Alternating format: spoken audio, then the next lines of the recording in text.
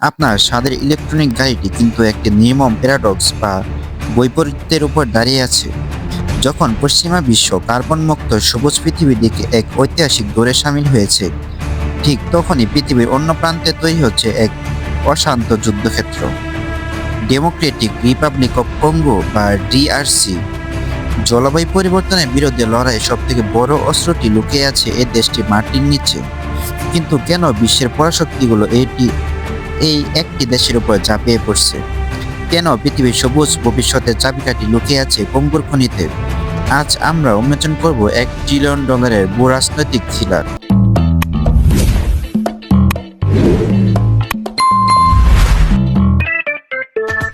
সবুজ জ্বালানি রূপান্তরের মূল ভিত্তি হলো লিথিয়াম আয়ন ব্যাটারি, আর এই ব্যাটারির সবথেকে মূল্যবান উপাদান হলো কোবাল্ট।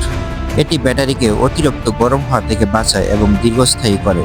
এবার পরিসংখ্যানটি শুনুন। সারা বিশ্বের মোট কোবাল্ট মজুদের 70%-এরও বেশি রয়েছে এই কঙ্গুতে। সহজ কথায়, কঙ্গুর কোবাল্ট ছাড়া বৈশ্বিক গাড়ির বাজার অচল।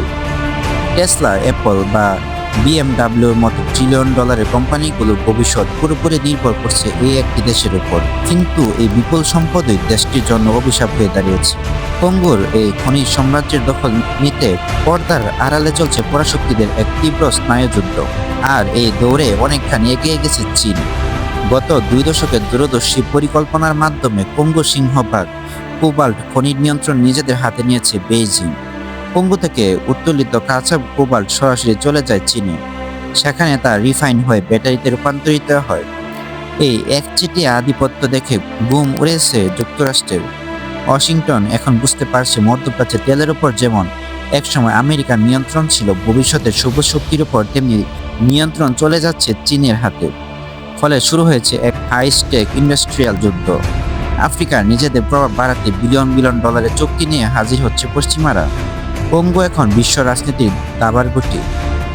কিন্তু এই $1 ট্রিলিয়ন মহাযুদ্ধ কঙ্গোর সাধারণ মানুষের ভাগ্য কতটা বদলেছে? উত্তরটা খুবই ভয়ানক। একেই বলে রিসোর্স কার্স বা সম্পদের অভিশাপ।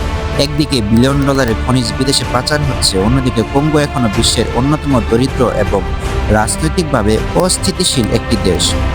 প্রায় 4 লাখেরও বেশি মানুষ, যার মধ্যে হাজার হাজার শিশু রয়েছে, কোনো আধুনিক যন্ত্রপাতি ছাড়াই খালি হাতে বিষাক্ত পরিবেশে খনি থেকে কোবাল্ট তুলছে।